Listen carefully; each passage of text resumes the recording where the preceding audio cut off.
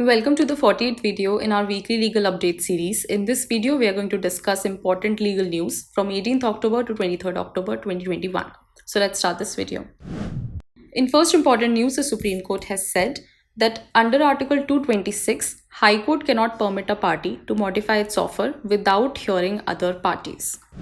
In the case of Vaibhavi Enterprise versus Nobel Serra Court Limited, the Supreme Court has clarified that under Article 226, a High Court cannot permit a party to modify its offer without giving a chance for other parties to be heard.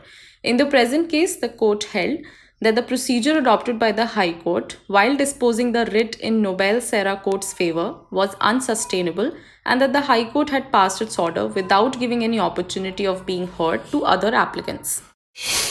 In second important news, the Supreme Court has said that under Section 61 of IBC, limitation period for appeal starts running from the date of pronouncement.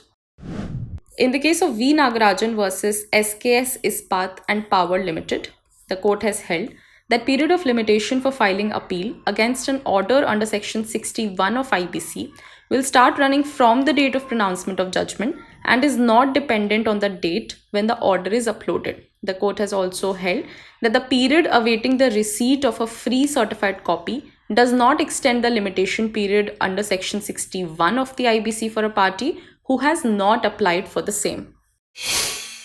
In third important news, the Supreme Court has held that nomenclature of tax does not determine its true character.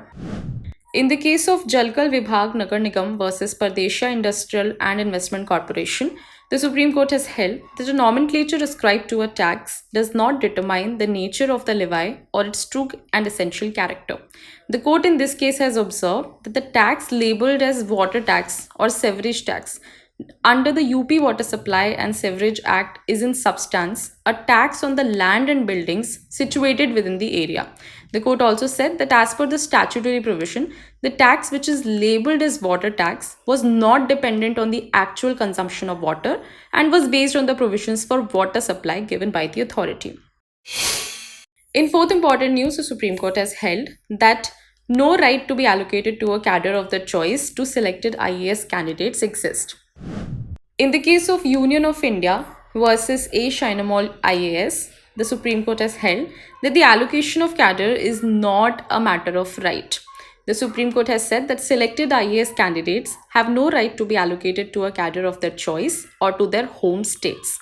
While observing the meaning of consultation under Rule 5, Clause 1 of the Indian Administrative Service Cadre Rules 1954, in respect of allocation of cadre, is not required to be done with the state from which the candidate belongs. The mandate of this rule is satisfied when consultation is made with the state to which allocation is to be made.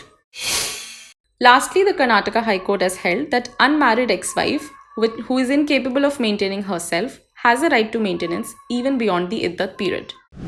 In the case of Aizazur Rahman versus Saira Banu, the court has held that a Muslim man is duty bound to make provisions for his ex-wife's maintenance beyond iddat period despite paying meher if she remains unmarried and is incapable of maintaining herself.